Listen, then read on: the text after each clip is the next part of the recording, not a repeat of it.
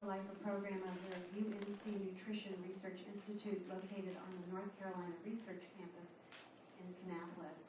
And I know a lot of you are regulars with us, but a lot of you are new for the first time, so welcome and thanks for coming out.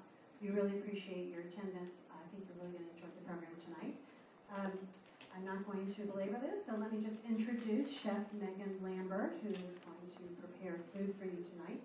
And our registered dietitian is Steph Saullo, and she's going to talk to you about the nutritional factors of a lot of these ingredients. So with that, I hand it over to you ladies.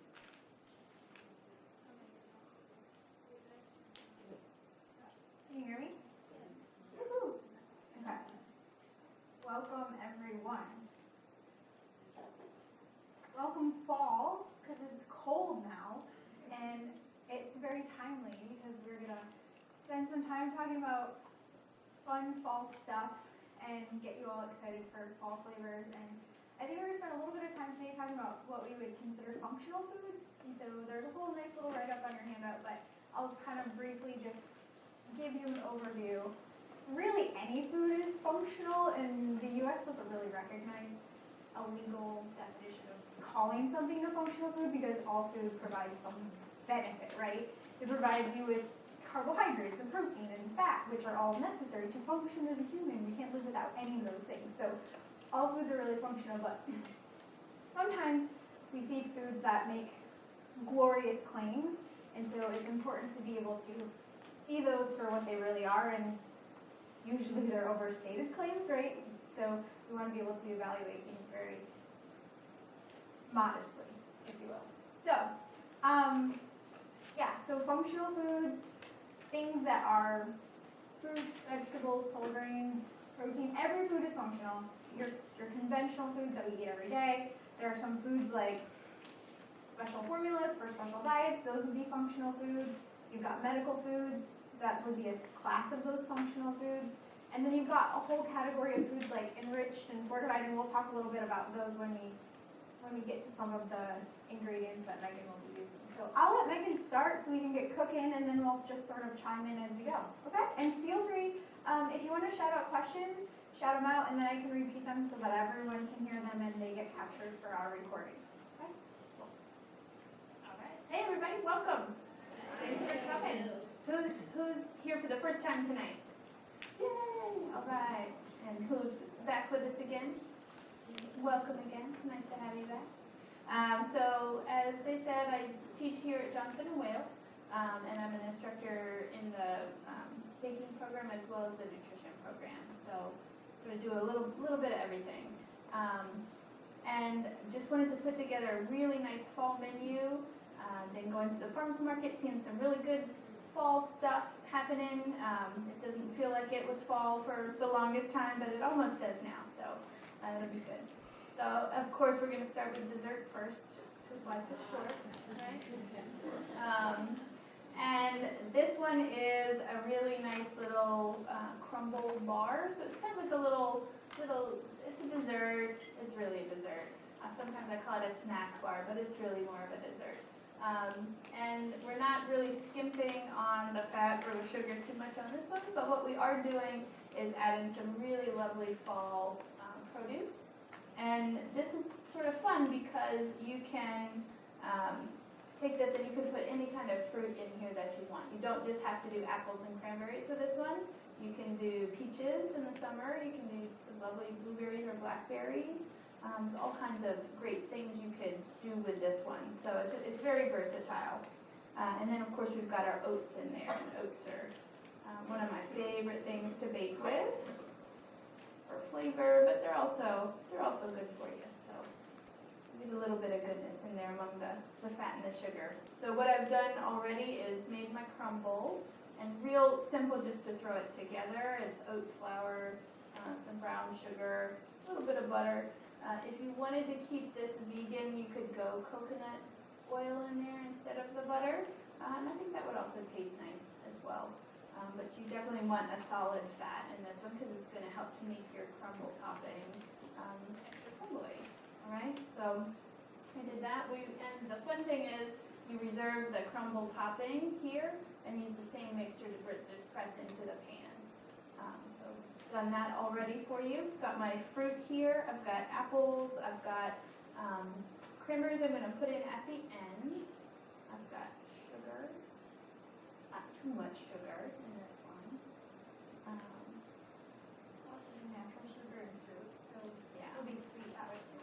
Yeah, and I think you could probably cut back a little bit on the sugar in the crust and the topping, and maybe even some of that butter if you wanted to.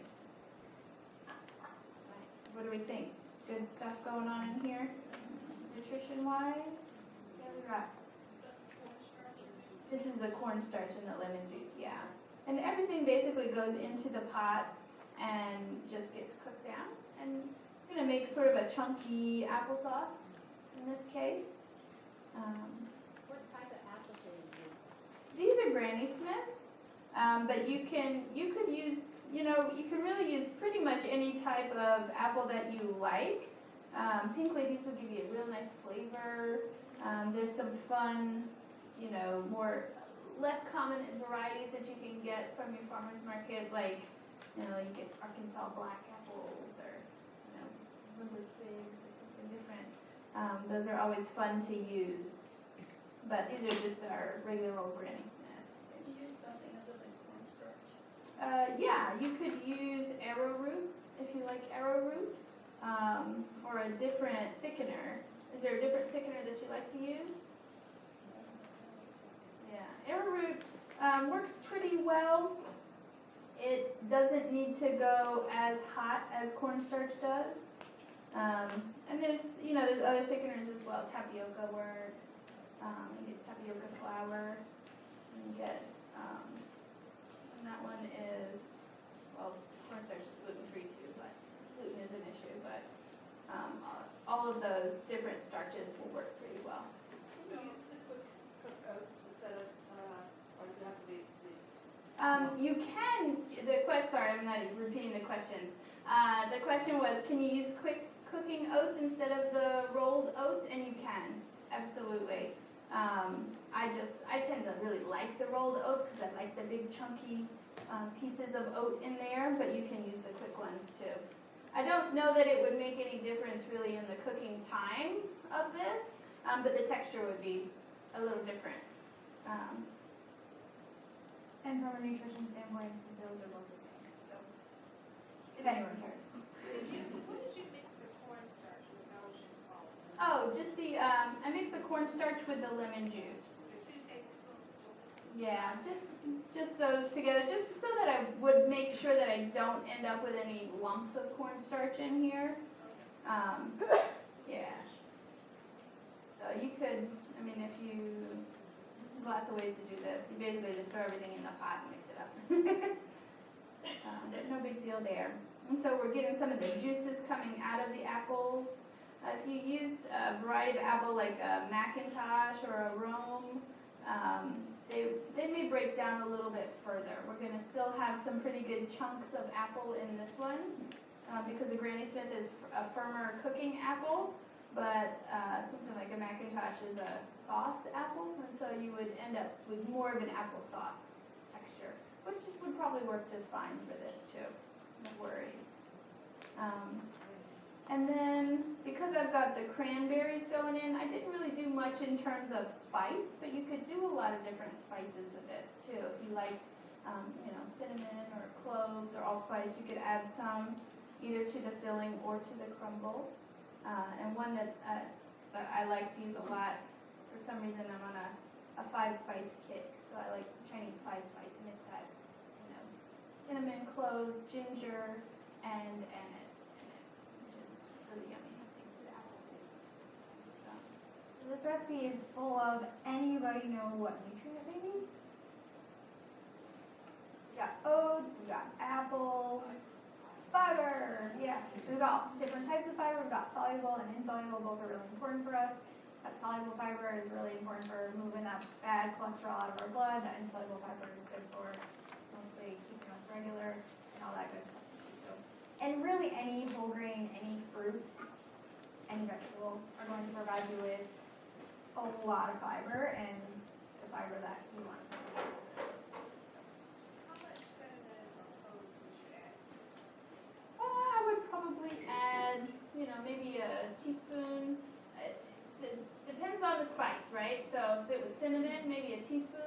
crust, I wouldn't add that much cloves, because then you wouldn't taste anything else for the rest of the day. Cloves will just numb everything. So, maybe a quarter teaspoon of cloves. You just kind of have to use your judgment,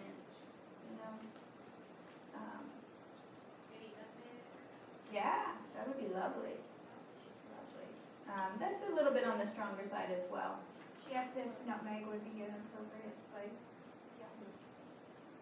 Any of those fall spices, I guess. What other spices that are not fall like that you might throw in?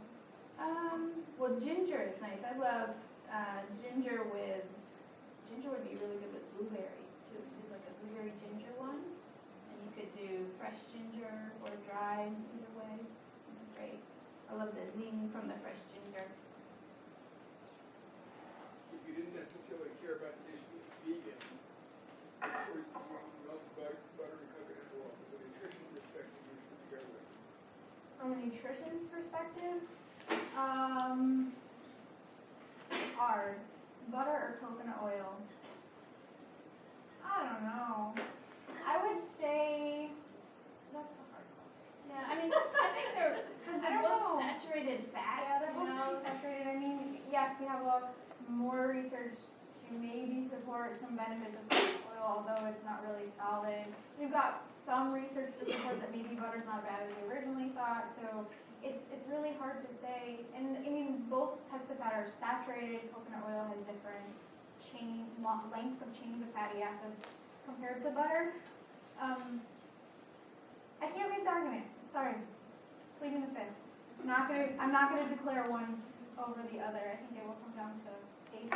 If nutrition is not the deciding factor, and you're not cranky. I went for fun rather than nutrition on that one. Yeah. And really, I think we talk about this almost every time. It's like, when we're making desserts or we're making fun food, we're really not anticipating that these are things that you'll be eating all the time, right? So there are foods that we want to be eating all of the time, those fruits and vegetables and whole grains and lean protein, and those unsaturated fats are the ones we want to be eating most of the time. And then we want to eat less of saturated fat. We want to eat less of the sodium. We want to eat less of those concentrated sugars. But there's room for everything, right? We don't want to really demonize any food, because that's really what's wrong here in this whole culture that we live in, is really the demonization of food. And if we I don't want to, maybe neutral is probably the wrong word, but the best word to talk about food is because when we think about food as good and bad, then it sort of creates a lot of shame and guilt sometimes when we're eating food, and we really want to try to avoid that. So I try to practice food neutrality, and anybody raising small children, that's a good practice too, is really to practice food neutrality, no good or bad foods, and really practice that moderation and eating all those healthful foods and eating less of those maybe unhealthful foods, but they all both fit very happily together. What's the best way to store the dessert if you want it to, you don't need it today? Best way to store the dessert if you don't need it today. In the freezer.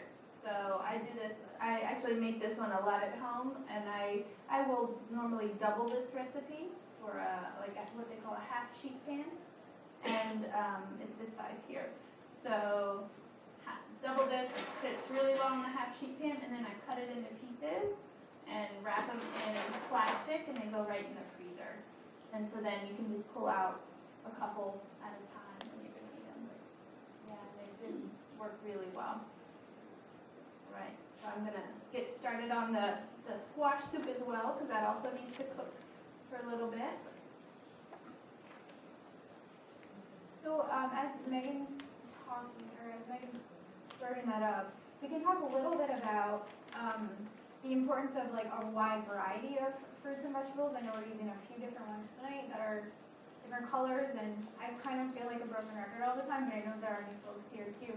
Is really, I know it sounds so cheesy to say eat the rainbow or include lots of colors, but it really is super important, because each of those different color profiles is giving you a different set of not just nutrients, but those phytonutrients, those antioxidants, those what we would consider the superfoods, those antioxidants and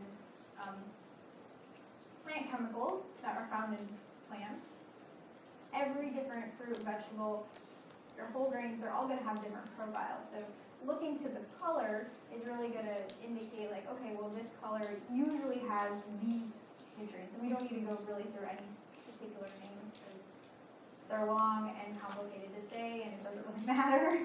and we don't really have like hard science to say that yes, you should eat a lot of these phytonutrients, antioxidants. You know, things like that you may have heard of before, like lycopene or anthocyanins. Like those are things that we might hear about that are considered antioxidants that are to help, you know, decrease inflammation and help in other aspects of health. Maybe there's some research to support cancer fighting, right? We can't really say like there's cures or prevention, right? Like we're not to that point yet. Like these are definitely like things that the NRI is looking to show, right? Like what are these components of food and how do they support us as humans, not only from like a whole perspective, but at like the very cellular level. All right, so I wanted to show everybody how easy it is to break down a squash, because I feel like sometimes it's a little intimidating, right? It's not too hard. I didn't bring my little strainer, so I'm probably not going to show you how to like wash the squash seeds and everything out, but you just sort of scoop them out, and then you're just going to sort through them and pull your squash seeds out, and give them a nice rinse in a strainer. And these actually toast up really nicely. And in fact, because they're smaller than pumpkin seeds, I really like butternut squash seeds as a snack or garnish, even better than pumpkin seeds. Pumpkin seeds kind of seem to be really tough. You have to like chew Fibrous. I mean, fiber is good, right?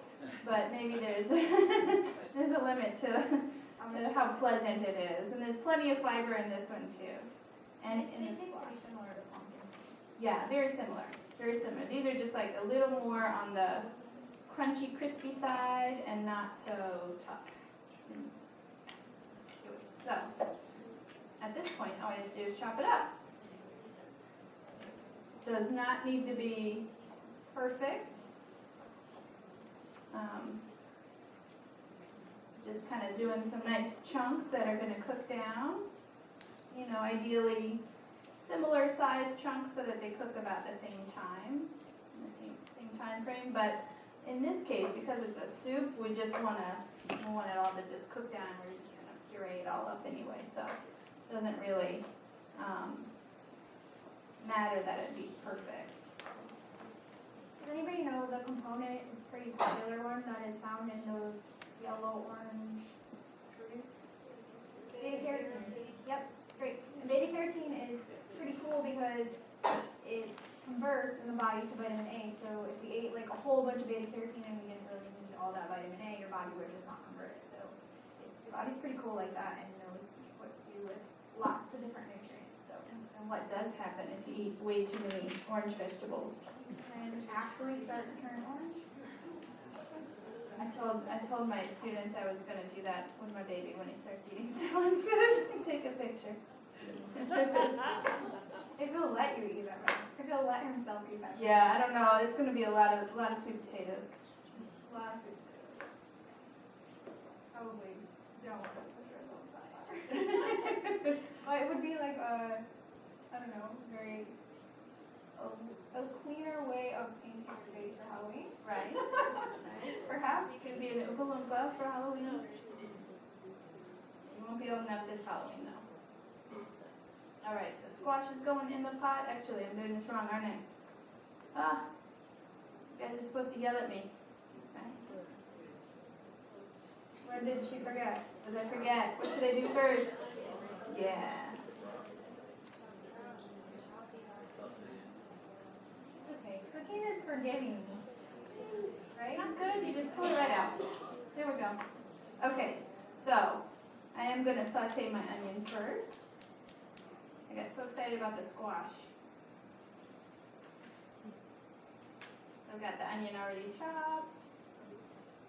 And even those colorless, white vegetables have not similar, but their own set of antioxidants. And we look at like the skin of an apple, that's going to have some, the flesh of the apple, that's going to have different components as well because of the different colors.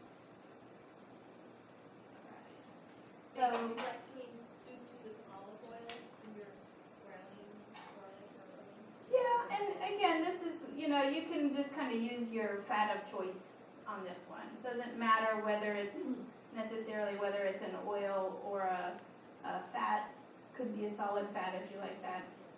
Although we try to lean more towards the less solid fat. So olive oil, you could do any oil in this one that you like. How do you toast? Oh, so you just you need to clean them.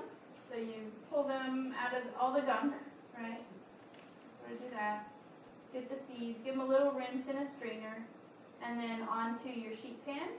A little bit of, again, generally a little bit of olive oil and salt, and I think I did a little coriander, ground coriander on this one, and it's a nice, just a nice little flavor that goes with the soup.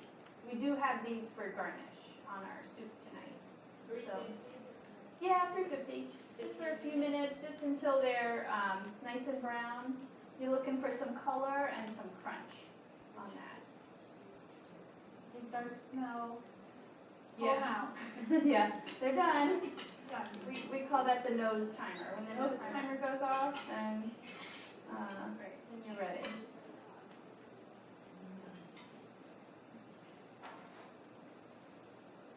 And I went with, on this one, I went with coconut milk in the soup.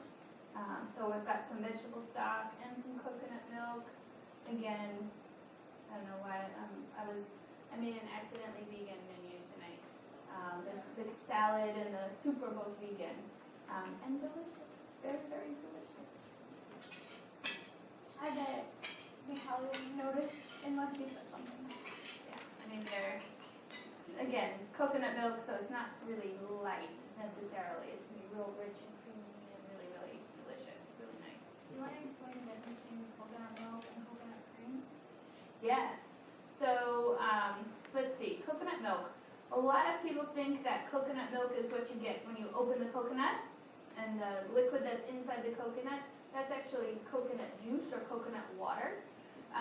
In order to make coconut milk, you have to blend the flesh of the coconut with water, and you sort of let it soak, and then you strain it out. And so a lot of the fat that's in the coconut, and of course the flavor, comes into the water that you made. So that's how you make coconut milk. It's a lot like if anybody's ever made almond milk or any of those kind of milks themselves, it's a lot like that process.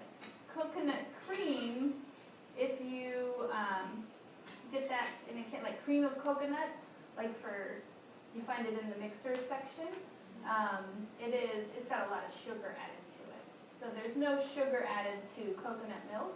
And you can buy a lighter coconut milk that has a little bit less of the fat. You'll notice when you open a can of coconut milk that there's a fat layer up top as well. And some people want to kind of use that as like a whipped cream alternative. And so you can put the can of coconut milk in the fridge, and then that fat will come up and solidify, and you can just pull that part off. I just like whipped cream. It's too much trouble.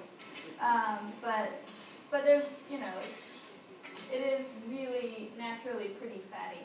This is canned coconut milk, which is different than coconut milk like in a carton, like as a milk, a non-dairy milk. Coconut milk has gotten pretty popular these days.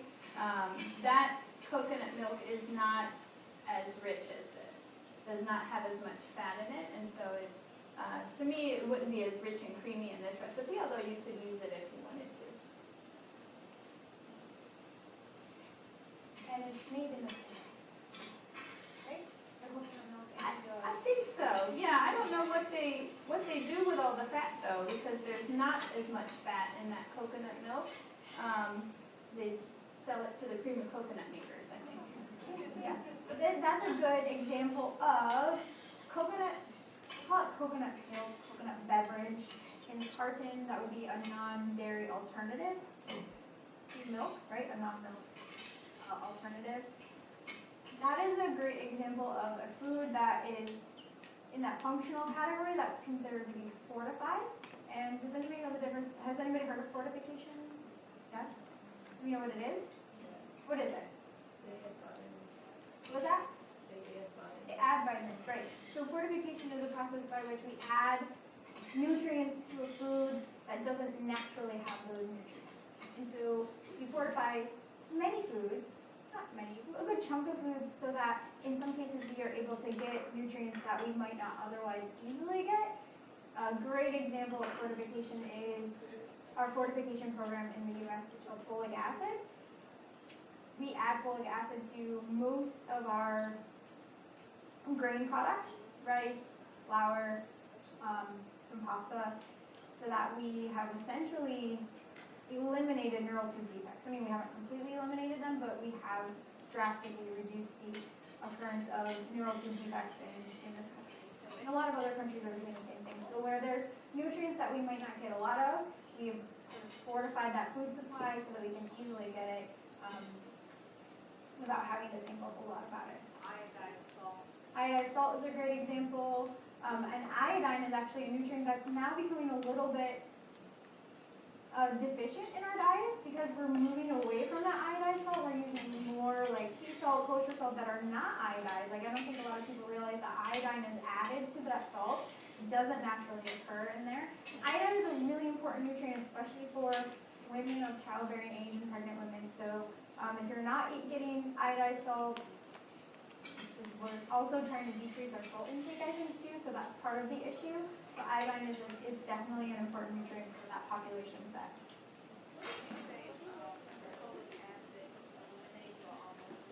Folic acid is really important to prevent neural tube defects or spina bifida, which is a condition that results in birth, or in utero. So we've almost pretty much, we don't see it very often, which is great, because of that fortification process. So we've got fortification, and then we've got enrichment. Enrichment is, anybody know? Anybody? Yeah. Have you heard of enriched? Like enriched flour? Yeah? What was that? You add nutrients back in that were already. Yes. Yep. So fortification is adding nutrients that didn't naturally occur. Enrichment is the process of adding nutrients back that may have been taken out when we process the food. And the most common example of this is when we take a whole grain and we make it a refined grain, so a brown rice into a white rice. In that process, we remove a lot of the really important B vitamins and some of the iron and some of that folic acid in the process. So we put back some of those nutrients, and then on top of that, in some cases, we fortify it additionally with more of a particular nutrient like that folic acid. Make sense? So is it better to buy the brown rice and the white rice than having So the question is it better to buy brown rice versus white rice? So they're different, right? I mean, they're both rice, and they're both going to have very similar nutrient profiles, minus fiber. So we don't put back fiber, right? So the brown rice is going to have all the fiber. The white rice is going to have a lot of the same nutrients as in like B vitamins and things, but it's not going to have that fiber. So that's where the biggest difference is going to be, is in the fiber content. And we need that fiber, but let's say you really don't prefer brown rice. Let's say you really just don't like it, and you don't want to eat it. You can get your fiber in other places, and that's okay, right? You don't have to eat brown rice. You can choose white rice, but we encourage you to get fiber in other places. So, other good questions? You guys smell the curry paste that went in there? What is your question? Yeah, so the question is there a difference in glycemic index? So do we know what glycemic index is? Glycemic index is the measure of how fast a food makes your blood sugar go up, okay? And every food that has carbohydrate is going to have a glycemic index because carbohydrate makes our blood sugar go up. Foods that have more fiber are going to have a lower glycemic index, meaning that they're going to impact your blood sugar much slower than a food that has a higher glycemic index. So brown rice absolutely is going to impact your blood sugar much less than a white rice. But then we got to look like person to person, right? Some people react very differently to brown rice versus white rice, and some people, and they're all going to react differently, but some people react much more drastically than others. But yeah, good question. So yeah, that impact on blood sugar is definitely going to play a role in whether we have a refined grain or a whole grain. Good. What are we missing? Is there another question? Sorry. Yeah. Yeah. If we added in curry, can I just use like yellow curry, like, and that would be interesting?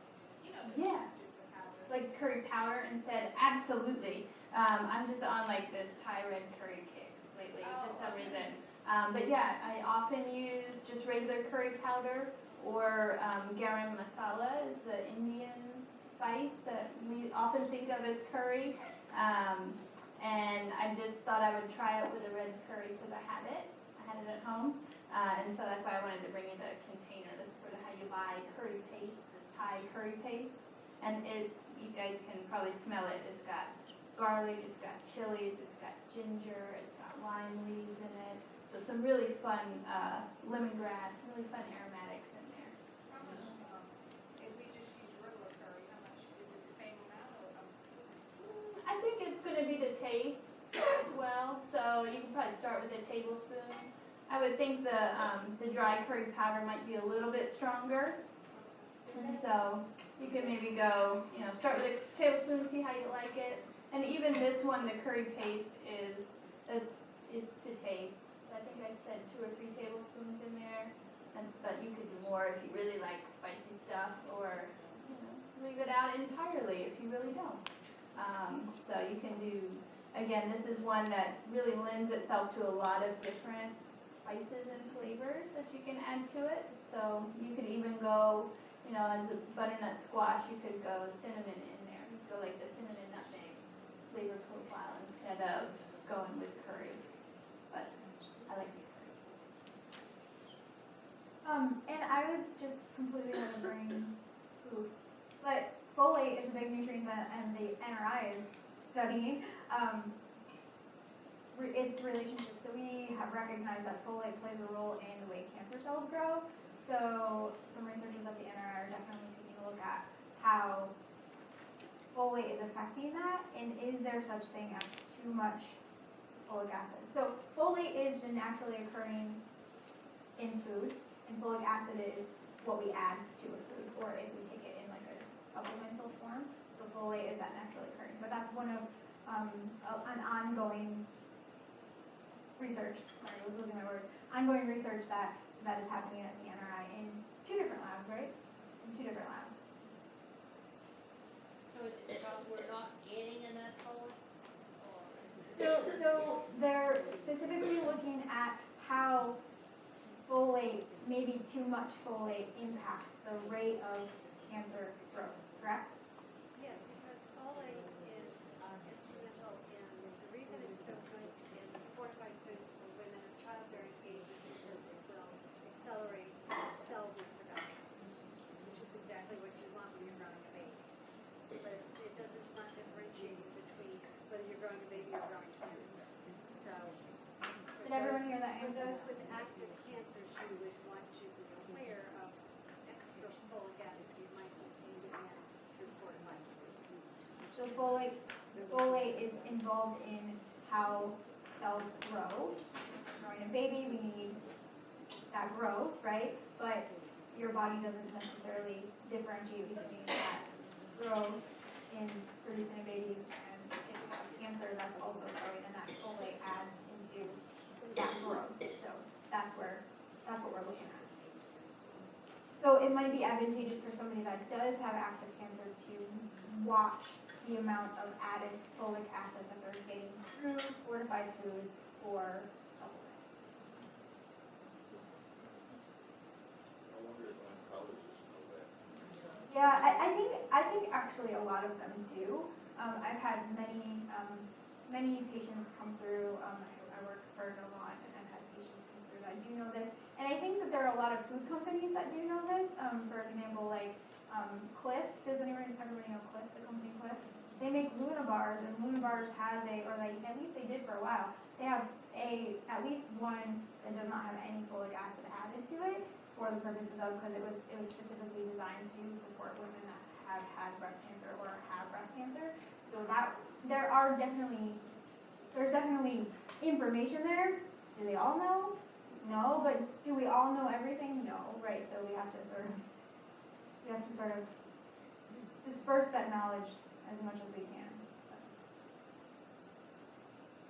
All right. Salad. Ready to go with the salad, and this is one of my favorites. Yeah, absolutely. I saw you add the vegetable broth.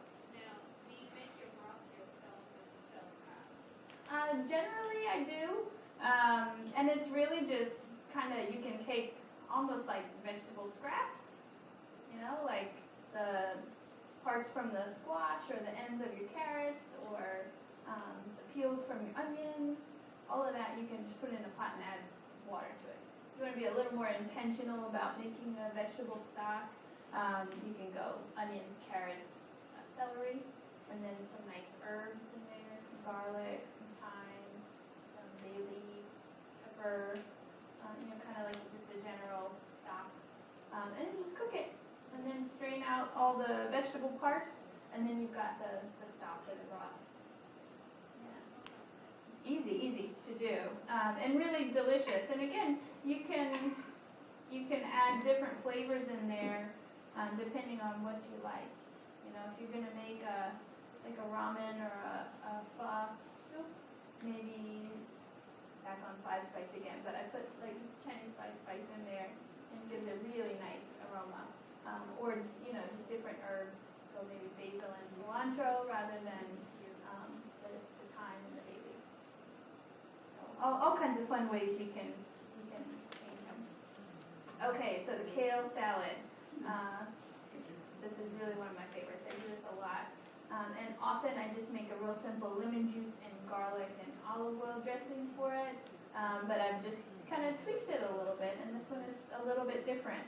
So the dressing is almost like a honey mustard, but I've used sorghum syrup in there. Who's familiar with sorghum? You know what sorghum is? Okay, a couple people, not everybody though. Sorghum is a plant that can grow sort of in our area, like in the Appalachian region, and it can be used to make a sugar substitute, not a substitute, but a different kind of sugar. The sugar cane doesn't really grow here, right? So if we couldn't just buy sugar at every store in the world, then we would want to have another form of sugar. So sorghum is one you can use to make a sugar syrup. It's more like molasses. It tastes a lot like molasses, yeah, and it's a little bit lighter than molasses. So that's what I've used for the recipe. Now, unfortunately, we didn't get sorghum here today for this, so I've used maple syrup for it. And the salad that we have outside has maple syrup instead of the sorghum. That works well. You could use honey. So it's kind of like a honey mustard almost. So I'm just adding the mustard and the syrup, and then my vinegar, apple cider vinegar. Again, you could use kind of any kind of vinegar that you like. A lovely sherry vinegar would be really nice in this. Raspberry vinegar, you can do all kinds. Balsamic, that would work well too. And then just whisking in my oil. And this is just making a little vinaigrette. I'm not being super careful to make sure I emulsify it because I'm going to put it on my salad and massage it all up anyway. All the cooks in the room just went, oh, and emulsify it. Okay. So I'm just whisking that together. And I think one of the most important things you can do is make your own salad dressing. Who makes their own salad dressing? You can do it. Look how easy that was. It was really quick. And it tastes so much better than the stuff in the bottle. So I highly advocate for making your own salad dressing. A little salt and pepper. If you're making your own salad dressing, is there a general rule of how many parts vinegar to oil? Yeah. So the traditional recipe is 3-to-1. So generally 3 parts oil to 1 part vinegar. I tend to go 2-to-1. I don't know why. Maybe I just like my dressings a little more sharp. But I also tend to put a lot more other stuff in there too. So I'll put a little bit of honey, or even I'll use like a little bit of jam as the sweetener in there, and then get some fruit flavor as well. And then the mustard. We like a little bit of mustard in there because that does help to emulsify it. If you're careful, if you're not, you just sort of mix it up. Now, if I'm doing this at home, I have clean washed hands. If I'm doing this to serve a lot of people, I have gloves on. So don't get grossed out by the massaging, but you really just get in there and like squeeze the heck out of the salad. You can also put this in a Ziploc bag and kind of squeeze it through the Ziploc bag. When I go and do demos with kids at schools, that's what we do, and we pass around the Ziploc bag with the kale salad in it, and the kids mash the heck out of it, and they love it, and then they eat plates and plates of kale salad, which no one believes, but they do. It really is an important step to massage the kale. Yes. It makes all the difference in the world, and like why some people just don't like kale is because they haven't had massaged kale. Very soothing. It's also very soothing as you're massaging the kale. And I'm sure there's something good about getting vinaigrette all over your hands. I'm sure it's good for your skin. Or there's good oil in there too. Yeah. Sweet olive oil. Yes. Is that prepared prior to torn, or? Yeah, just torn. This one is sort of a like a pre-washed bag that you can get at the grocery store, which is why it has the stems in it still. Normally when I do this at home, I take it off the stem, which is just a real quick step, just stripping it off the stem, and then I chop it. But for this size crowd, we went a little bit with convenience today. But you can see, as you're massaging this down, how quickly it looks like it's cooked, right? So it's softer, it's darker green. It's not going to be quite as hearty as raw kale tends to be. So I've got Take up some of the bitterness?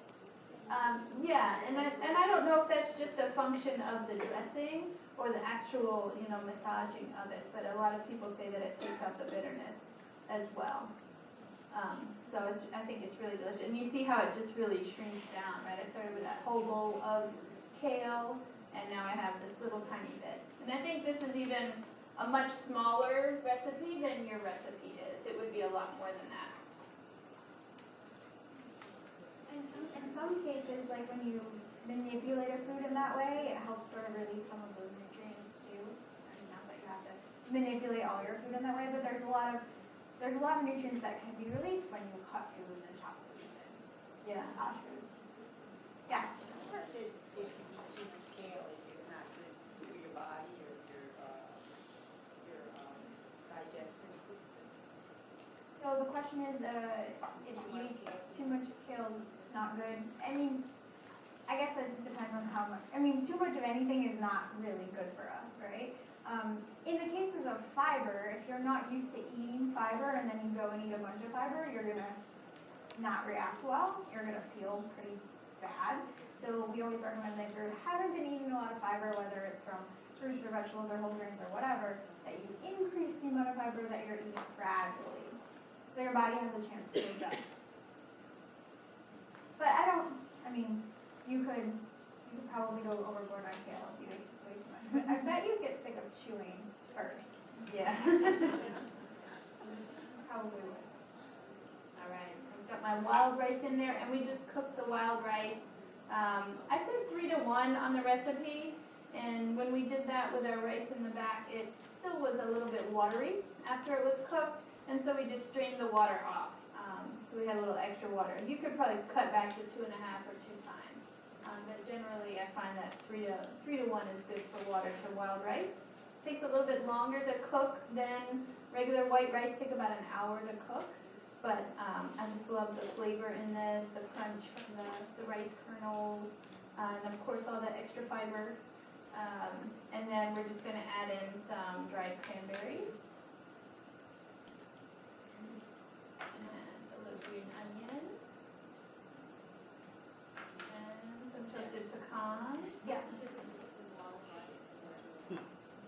So the wild rice is just a different variety of rice, but it would be considered a whole grain, so it's got that fiber and all those nutrients. We don't refine wild rice like we do. Brown rice is white rice. White rice is brown rice, but refined. Wild rice is just another whole grain, another variety of rice. And you can find different colors of wild rice. Yeah, and there's some really beautiful mixes of different colored wild rices.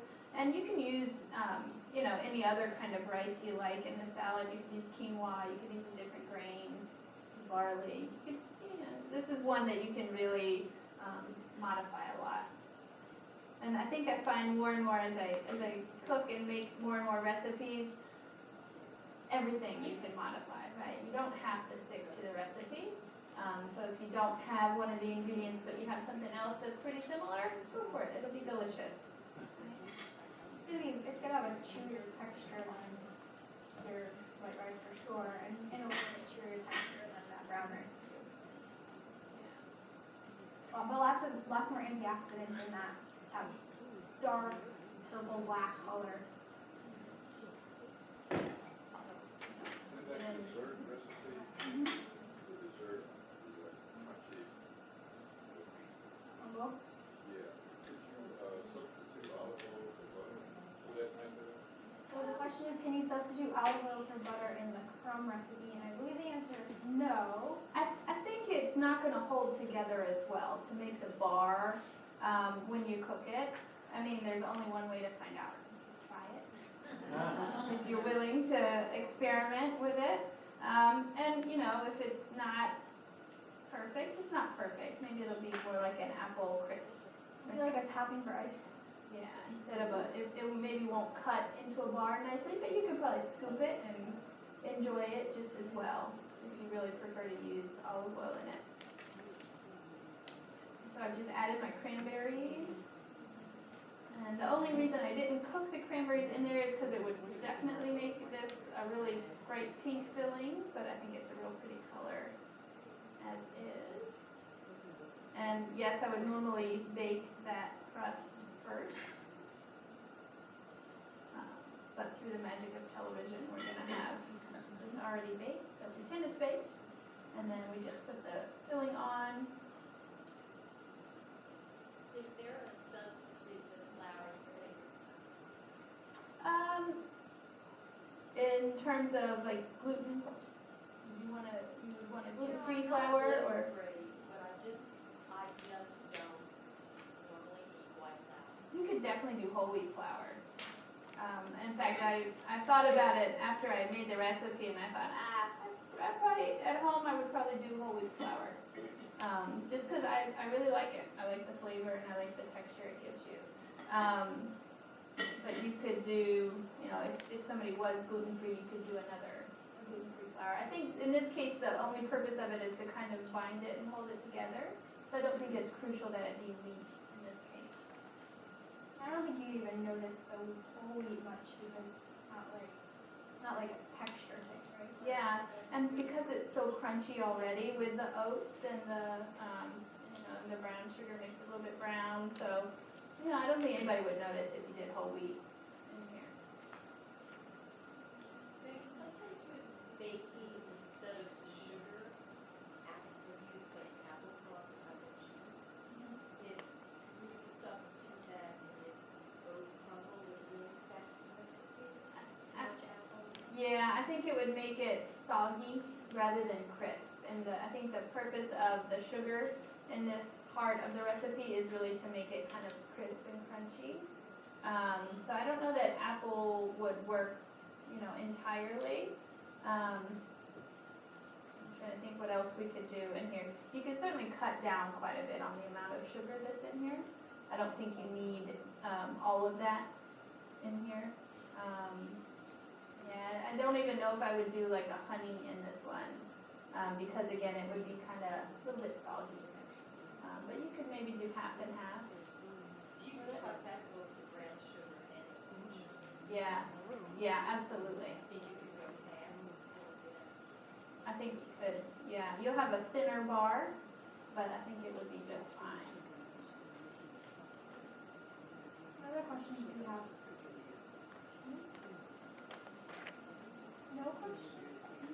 How are we doing on time? Good, we have like 5, 6, 7 minutes. Okay. Have you ever tried making the bars with unpeeled apples?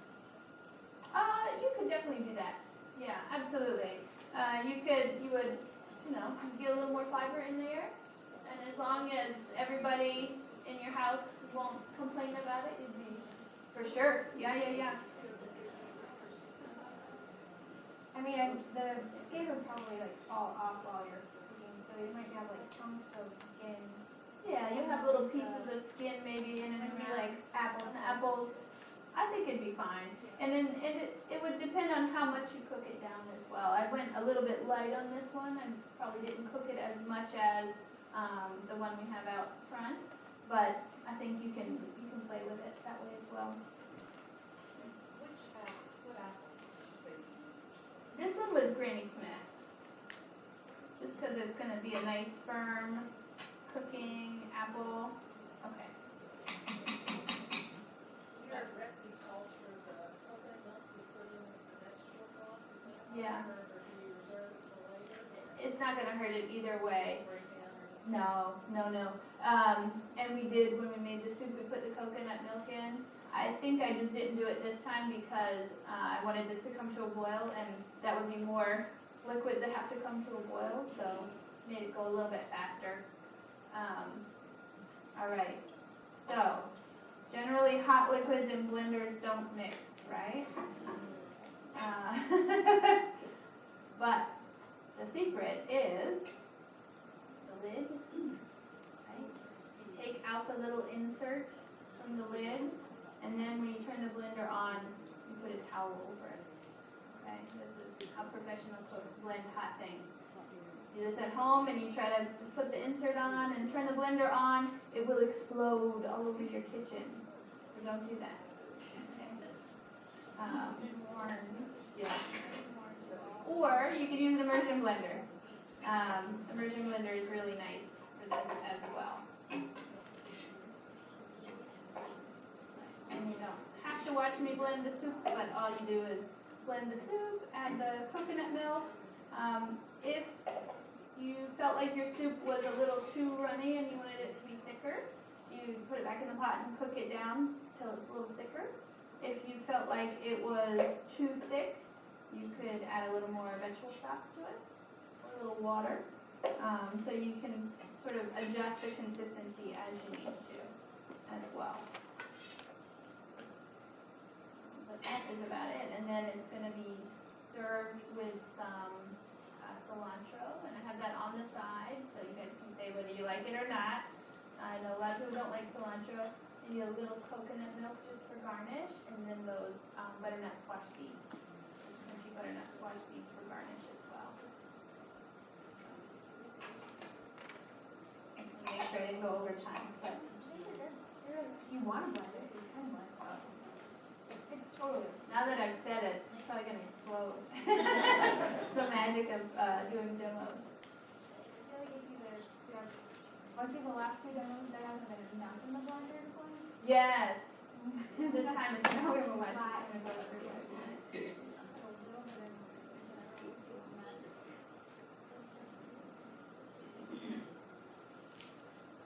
Anybody have any other questions as Megan's doing that, Heather? Did you make the apple crisp, cooking the apples first? Well, what happens when you cook that apple mixture is it gets a little thicker and you evaporate some of the water. And so I think if you put just fresh raw apples into it, it would make your crust soggy. And so again, it wouldn't be easy to cut into a bar. Again, it'd probably make a lovely apple crisp. And you could just use this recipe for an apple crisp instead of doing the crust on the bottom. You could really cut that crumble recipe in half or thirds maybe, and just do the crumble on top, and then do your apples raw in the pan.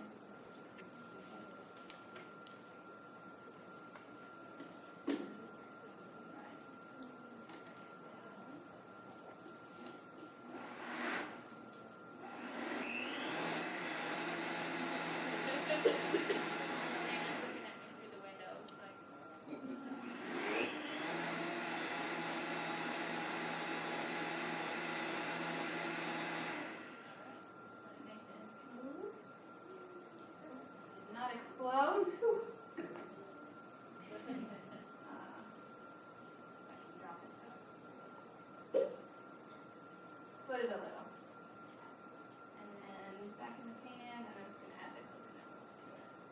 I just didn't add it to the blender because I thought it was going to be too much for the blender.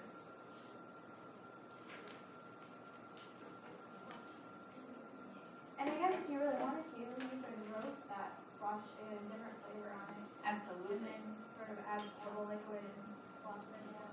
And sometimes that makes it a little bit easier to deal with the squash.